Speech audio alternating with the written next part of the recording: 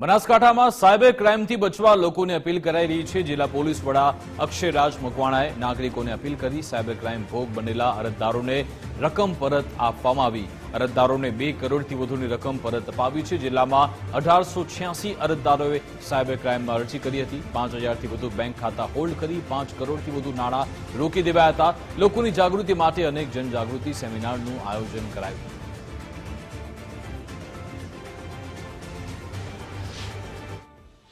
આપણા બનાસકાંઠા જિલ્લામાં પણ સાયબર ક્રાઇમની ઘણી બધા ઘટનાઓ બને છે। આ જે ઘટનાઓ બને છે તેમાં જે મુખ્યત્વે જે ફ્રોડ હોય છે તેમાં કોઈને કોઈ માણસ જે છે એ કોલ કરી અને ઓટીપીના પાસવર્ડ મોકલવા, કોઈ લિંક મોકલવી, આ ઉપરાંત જે છે OLXની વસ્તુ મારફતે કોઈ કરાવવું, KYCનું ફોર્મ ભરાવવું કે આવી બીજી કોઈ લિંક મોકલી અને અલગ અલગ રીતે આપણા જે માણસો હોય છે કે જે લોકો શિક્ષિત પણ હોય છે ને ઘણા કિસ્સામાં જે લોકો ઓછું ભણતા હોય છે તેમને બી ડરાવી ધમકાવી અને પોતે કોઈ અધિકારી છે તેઓ બી ખોટો રફ જમાવી અને હાલના સમયમાં AI ટેકનોલોજીનો યુઝ કરીને ઘણા બધા સાયબર ક્રાઇમના અપરાધો બનતા હોય છે। આ તમામ સાયબર ક્રાઇમના અપરાધો જે છે જે આપણી બનાસકાંઠા પોલીસે 1930 ઉપર એને નોંધી અને ત્યારબાદ આગળની કાર્યવાહી કરતી હોય છે। હું લોકોને જણાવવા માંગીશ કે તેઓ આ સાયબર ક્રાઇમના શિકારનો ભોગ ના બને।